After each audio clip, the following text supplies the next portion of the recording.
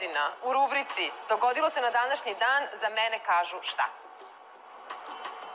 Ko je spreman? Mogu ja? Ajde. Pa da sam bila lik. Kao što jesam i kao što ću sigurno biti. Brand. Pre svega, da. Brendirano ime Ksenija Pajčin. Ja sam jedan sajko. Želim da me pamtite kao jednog takvog.